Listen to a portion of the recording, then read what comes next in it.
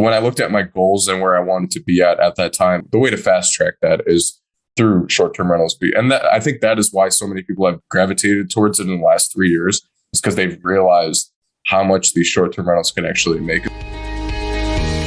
This is your daily real estate syndication show. I'm your host, Whitney Sewell. Today, our guest has a syndication model that I don't think we've talked about on the show before. His name is Alex Jarbo. He's a short-term rental developer and manager. And while we don't go into a ton about short-term rentals today, we do talk about how he got into this development business, but how he got into syndicating short-term rentals and developing them as well. I think it's a pretty cool business model, how he scaled the short-term rental model that so many people are gravitating towards right now. He's the founder of Sargon Investments, and he has a goal of developing 650 cabins in the next 3 years. Alex holds an MBA with a concentration in real estate development and is currently finishing a doctorate in business with a concentration in leadership. So Alex goes through, how he got to where he's at, of course, but it's really cool. Military background, he loved the cash flow from short-term rentals, but he wanted to do it much bigger than most, and he's doing it. So it's a really cool story. I know you're going to learn a lot and be encouraged.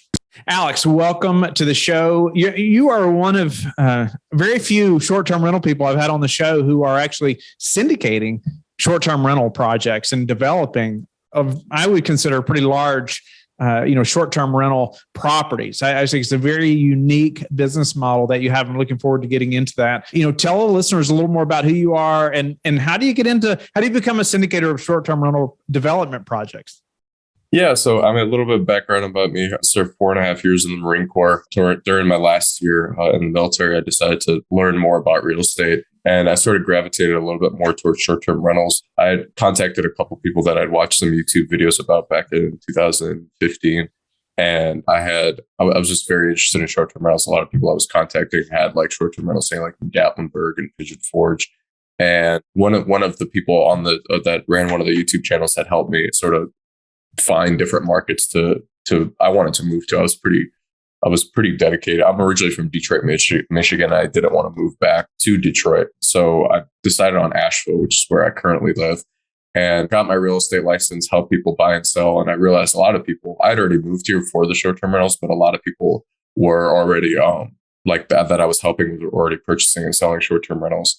So started looking for a property to purchase with my VA loan. That was almost like I was looking for like a duplex or a triplex where I could live in one and rent out, essentially like house hack, but with short-term rentals. So I couldn't really find anything on the market. At least that was in my price range at the time. So I just decided to my very first property my very first investment property was a ground up development, custom built ground up development, which is usually not the way that goes. But so we started with that first one, and then we started building two more right after that. And then after the two, I was sort of pretty capped out on my finances in terms of like the loans I could get. So I took on my first investor, which was a joint venture deal, and then a couple more investors that we did joint ventures. And then it got to a point where I realized I just sat down. I was like, what's the best use of my time? Because like a lot of times I was driving around looking at 30, 40 properties just to purchase one piece of land. And it started to get a little bit more intensive. We still do like the development of like eight to maybe 6 to 10 cabins with like a joint venture structure with maybe one or two investors. But right now we sort of switched over to the syndication model where like we're developing these boutique like resort communities that we rent out on Airbnb and VRBO and the other short-term rental sites. But yeah, it just came from what's the best use of my time, and the best use of my time is developing like these 40 to 50 unit cabin communities in the mountains right now where I can raise money for these projects. And everyone's gravitating toward short-term rentals right now because a lot of the cap rates are a little bit compressed right now. So yeah, no, that's awesome. First, I just want to say thank you for your service, and thank you, sir. I appreciate that. Just always want to honor those that have served and grateful. But you talked about, or actually, before I get into that, I want to ask you why short-term rentals, versus, I guess, why did you start to focus on short-term rentals? Not like this moment as far as in the market cycle and everybody focusing on short-term, like you just said, but why did you gravitate in the beginning to short-term rentals versus say buying that triplex, fourplex with your, with your VA loan, and just renting them out long-term? What was that about short-term rentals for you? Right. So we have just looking behind you, we have a lot of similar books on our bookshelves in terms of we do. I can see them on yours. and like with real estate too. So I sat down and probably read, I don't know, but at that time, like at this point, I probably read like over 100 real estate books. But at that time, maybe about 30 or 40 real estate books. And I mean, only one of them was geared towards short-term rentals because there wasn't really too much information out there on them. But what I realized was like reading the multifamily books, reading the flipping books, reading the single family house long-term rental books, the cash flows were like you're lucky to get anywhere between $300 to $600 cash flow per property. And what I was seeing on the back end of like some of these people who I was reaching out to, the types of cash flows they were getting, it wasn't even close. It was like owning 5 to 10 single family houses compared to owning one cabin. So that's when I looked at my goals and where I wanted to be at that time, the way to fast track that is through short-term rentals. And I think that is why so many people have gravitated towards it in the last 3 years, is because they've realized how much these short-term rentals can actually make, especially the unique ones, like the ones that are cabins, A-frames, or some type of that are unique in terms of like the design, if they're like condos or something. So people have, the cat's out of the bag, like they cash flow phenomenally. And that's what, and right now it's like with there being like a shortage of inventory and blah, blah, blah. And a lot of people coming from like the long-term rental side who are saying, hey, I just want like a 10% cap rate. I'll be happy with that. And I think that's what prices have been driven up a little bit, but yeah, just the cash flow to answer the first question. No, so it was really that simple. I mean, ultimately you notice just more cash flow, but tell me about then the process of just the being able to scale it, right? I mean, it sounds like I don't know too many people, or maybe anybody that I can think of right off that's scaled the short-term rental business where they're developing a $10+ million project, right? Around short-term rentals. Speak to, it's interesting that your first project was a development, and maybe you can start there, maybe some, why was the first project a development, and how did you know that was something you could tackle to where you're scale, and then move into scaling to syndicating these same types of deals? Yeah, I didn't want to purchase a property that was just a normal house that I could just put on the short-term rental sites, which still do pretty well right now. And all the properties that were either cabins or something unique about them that would do well as a short-term rental, they were just way too expensive compared to, I had a builder friend who ended up building my first project. We had like just figured out like price per square foot and everything. And our first project was an A-frame, and it was like a 900 square foot A-frame that grossed like 81,000 last year and then netted like 50 grand. So that's sort of why I gravitated towards the development side was that it was like at the time we could build them cheaper. And even right now, it's obviously things have gotten way more expensive with COVID and stuff with like both labor and cost of materials. But there's no inventory for short-term rentals right now, at least in the hot market. So it still makes sense to develop the short-term rentals over just purchasing. Like even that first project or even to now, especially that first one, how did you know or have confidence in what the land was, the value of the land was and to that, knowing that, hey, we can go build something, with things that are happening with materials and material costs or shortages. Where did that confidence come from to say, you know what, I am going to buy this land and we're going to move forward with developing this? Yeah, so my first one was around like 2017, when I started looking for the land. I leaned pretty heavily on my real estate agent and this is what I always tell people is figure out like what an acre goes for in your area. We're developing in more rural areas, maybe about 15, 20 minutes away from the city, but we also live in an area that people are used to driving. So like it's a drive-in city, our airport's not really that big. So they're comfortable making that drive, especially like we're known for like hiking trails and waterfalls and stuff. So people are used to driving 45 minutes to an hour to even get to these locations. But yeah, figuring out price per acre is a big thing starting off, and then figuring out like price per square foot with your builder. And then from there, just this, I keep saying unique properties, but like unique properties is what's gonna market your property very easily on the short-term rental side. So I say Instagrammable properties is what you want. Like people who are excited to stay in your house, where it's not just a place that they're sleeping, where the property is an experience in and itself,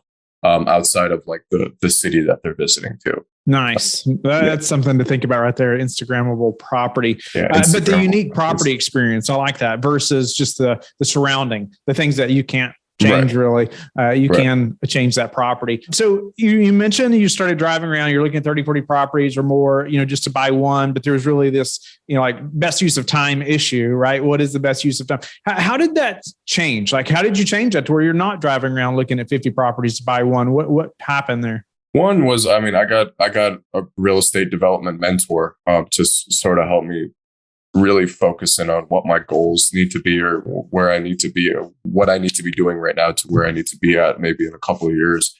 And when you start purchasing some of these larger parcels, there aren't as many of those on the market as, say, like maybe 1 to 5 acres. So take for instance, like there would probably be at any given time 300 to 400 of those like acre to 5 acre parcels on the market, compared to like where we're purchasing anywhere between 40 to 100 acres right now. There's only maybe like 60 of those on the market. So a lot of the times I won't even drive out to the property without doing my research on the computer. And what that looks like is we live in the mountains, where we operate in the mountains. So we're looking at how steep the land is through our county website. And then they have certain parameters that determine if we're going to be in something called a steep slope ordinance or a protected ridge ordinance that we usually don't build in, because it takes way more time to get extra permits. And then it also costs more to like beef up the foundation when we're building at a certain elevation. So that's one way to completely like just decide if I'm even going to drive out to the property. And another thing too is making sure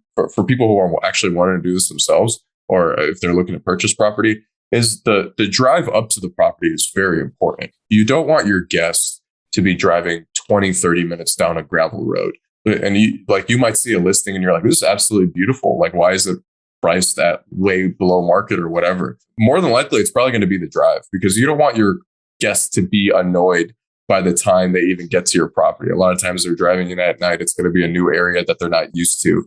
And so that's, once I decide to go out and look at a property, that's the first thing on my mind is like, what's the guest going to be thinking about as they're driving to this property? So a way to fix that is just to invest in property that's off of like a double lane state maintained road, a paved state maintained road.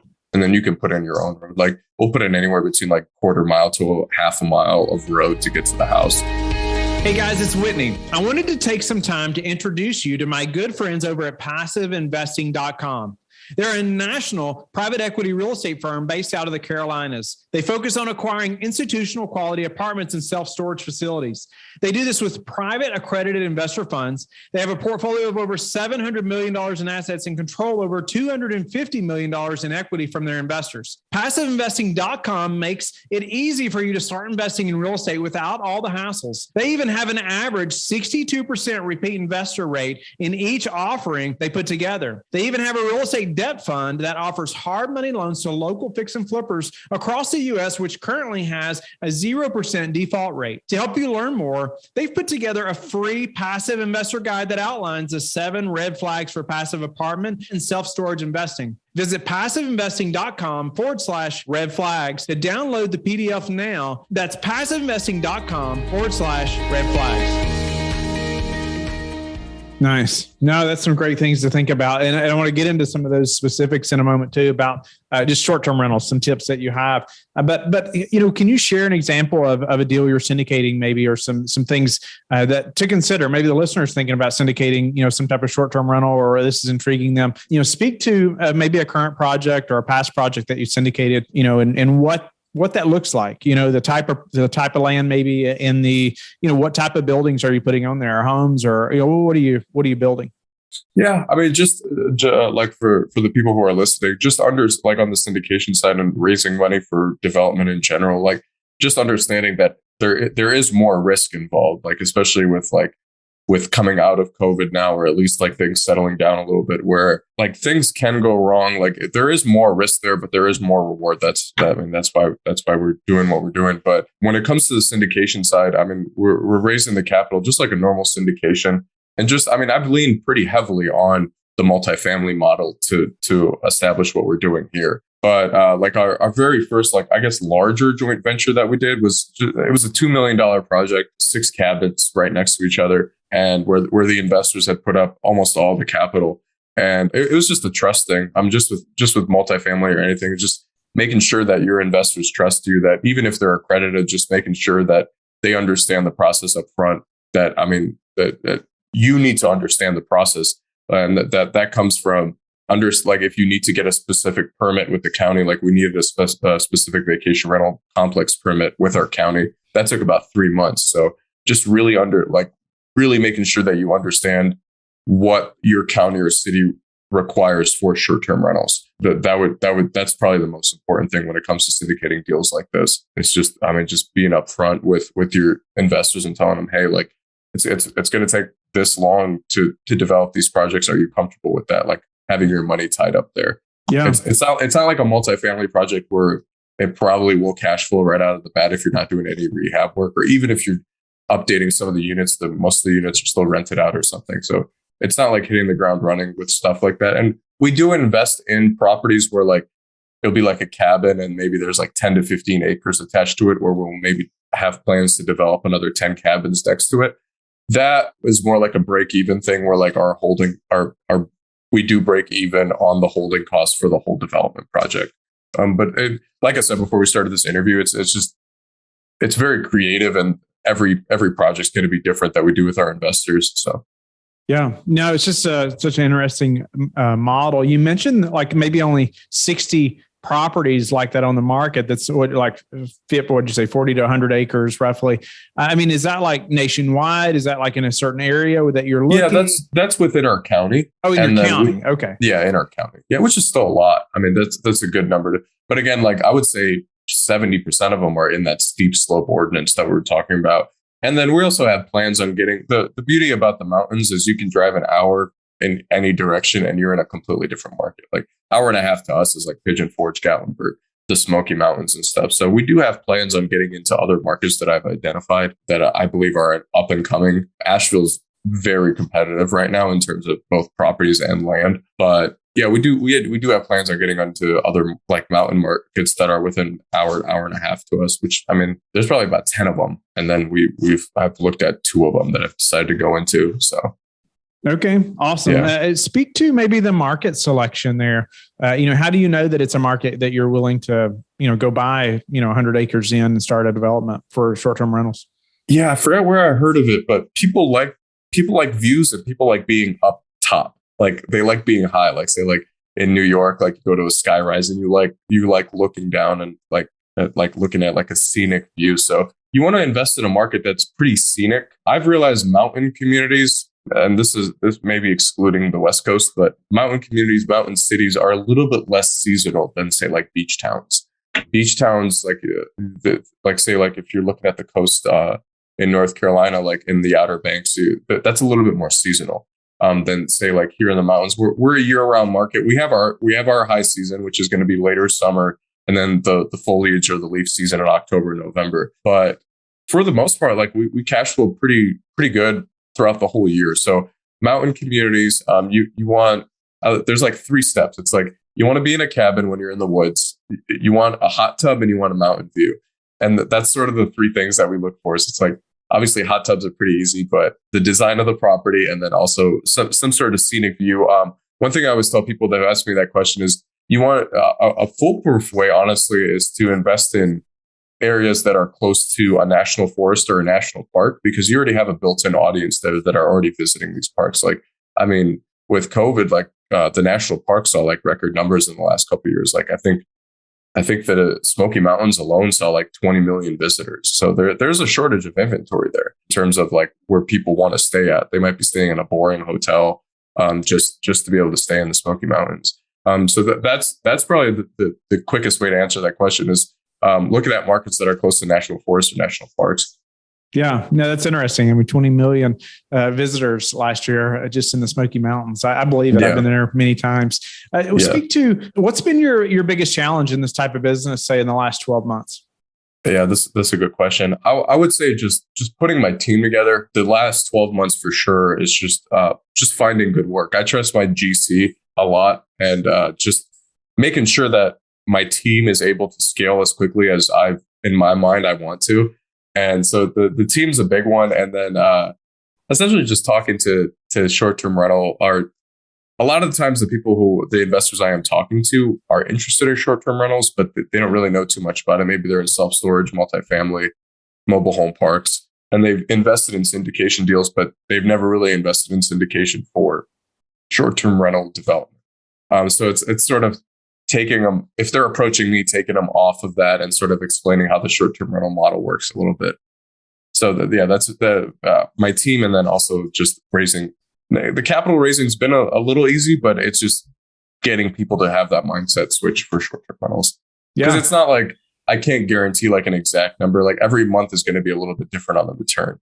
So and we're playing around with different models right now with like Class A and Class B shares for the syndication stuff. So nice. Yeah. What would you have done differently? If you could go back, let's say, 2 or 3 years, or would you say in 2015 or 17 when you started? I mean, knowing what you know now, what would you do different? Just a mentor. Is I would have spent more time and what I realized is there's a difference between a mastermind, group coaching, one-on-one, and what's the other one? And just a course. So initially I just started with a course, which has helped me out a lot, but I wish I would have like done the research to find a really good mentor and put down a reasonable amount of money to get that mentor, because like knowing what I know now, that as long as you do your research on your mentor, and that mentor is going to pay for itself tenfold in the first couple of years. You're investing in yourself. Yeah, absolutely. I mean, that's the most important thing. I mean, so much cheaper than a college degree right? Yeah, right. So, I mean, I have an undergrad and MBA at what I've learned from, and I'm finishing up a doctorate, but it's like what I've learned from my mentor, Greg I've mentioned in 6 months is trumps anything I've learned in formal education. So that's awesome. That is awesome. What about, do you have any predictions, Alex, for the real estate market, and you can be specific to short-term rentals, say, over the next 6 to 12 months?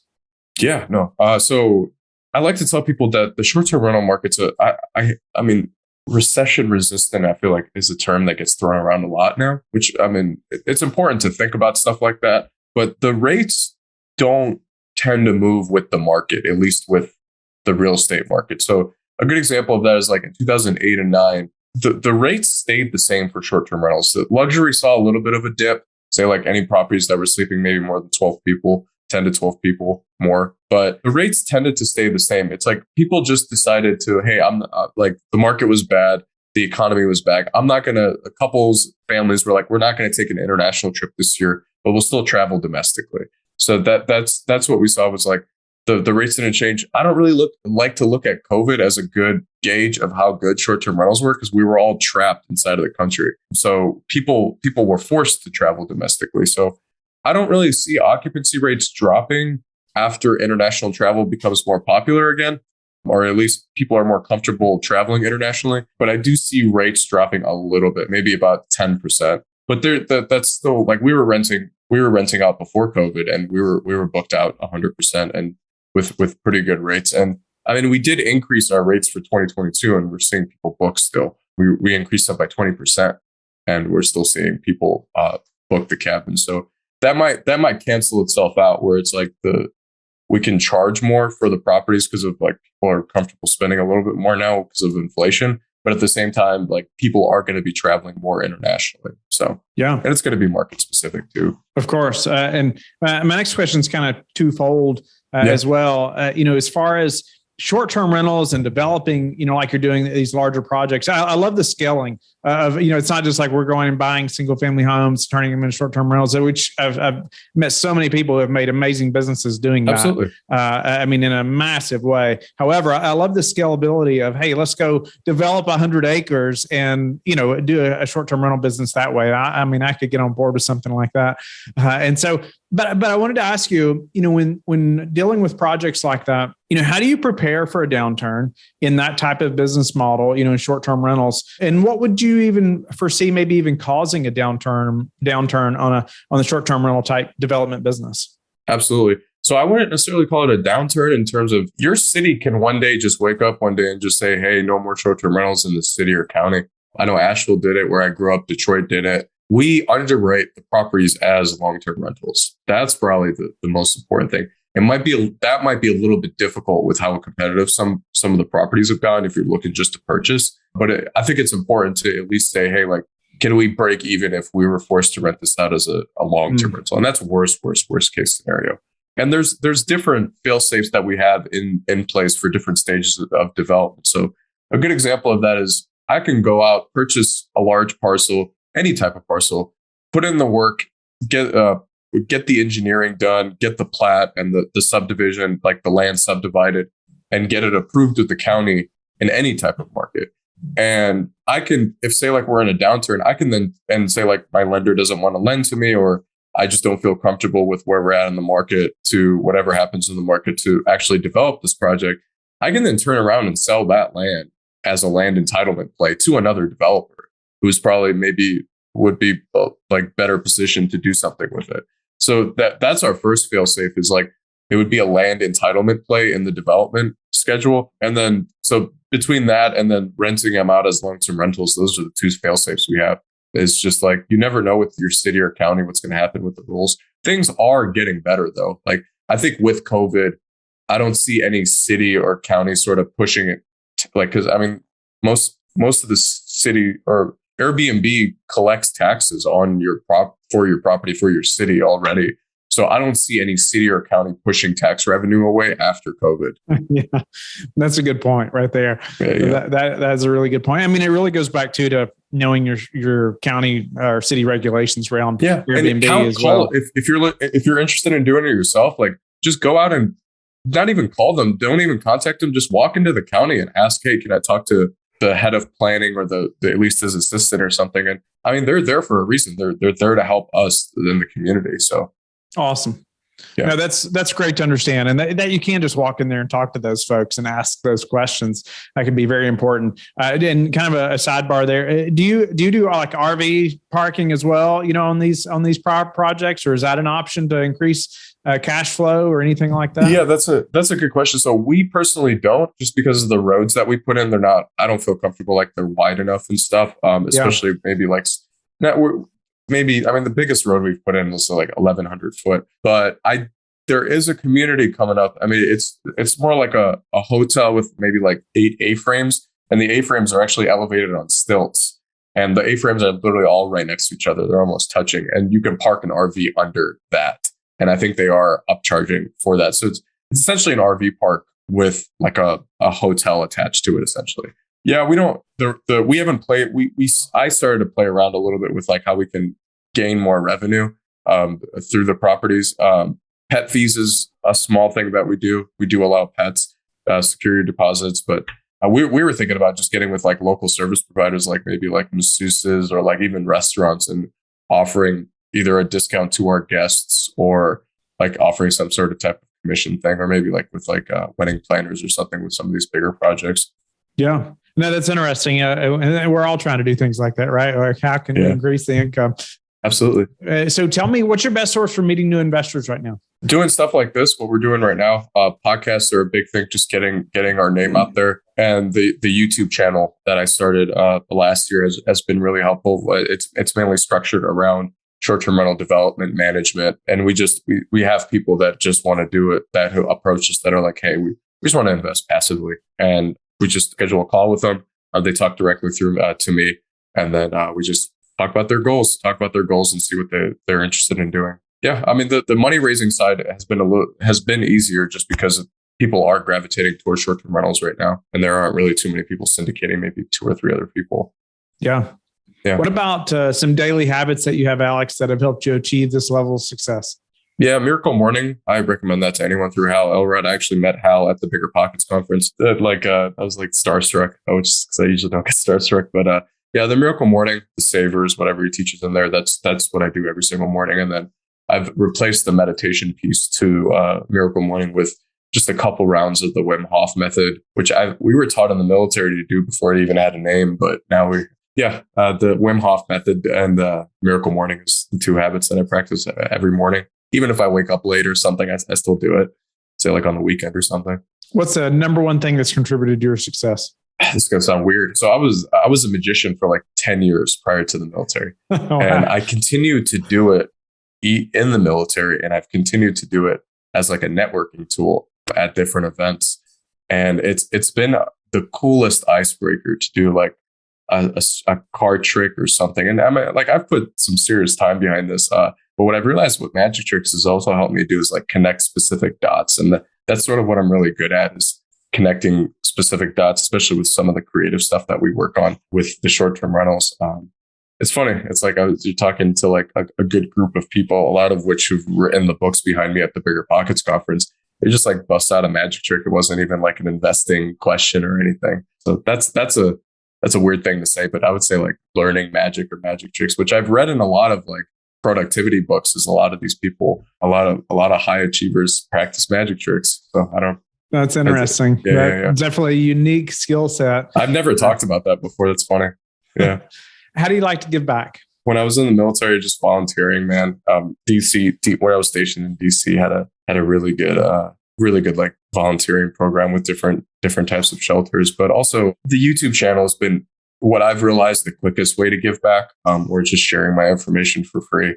Just providing the information through the YouTube channel, I realized is the quickest way to reach the most amount of people that are interested in this. Alex, it's been a pleasure to meet you and have you on the show. I love the business model. You're even thinking through how to scale, the short-term rental business, and you're definitely doing that. I mean, you're syndicating larger projects and doing it much bigger than, maybe anybody I've heard as far as around short-term rentals. And so congratulations to you and your success taking action, right, on the steps. Having mentors and putting those things in place so you can grow that business. And tell the listeners how they can get in touch with you and learn more about you. Yeah, they could look me up on LinkedIn. My information, all my stuff's there. YouTube channel is Alex Builds. There's a little treehouse, blue little treehouse logo, or they can look up my company that has all my stuff. They can schedule a call directly through there by clicking on the Invest Now portal. That's going to be sargoninvestments.com. I'm sure we can put it in the show notes. And yeah, that's probably the quickest way to get in touch. If anyone's looking to invest or have any questions, I'm an open book to this stuff. They just click on the Invest Now, fill out the stuff. I'll get the notification and I'll reach out to schedule a call. Thank you for being a loyal listener of the show. Please subscribe and share it with your friends. We want to help you become the passive investor you've always wanted to become, but also the operator you've always wanted to become. We want to be the number one resource for your real estate investing journey. But go to lifebridgecapital.com where you can start investing in real estate today.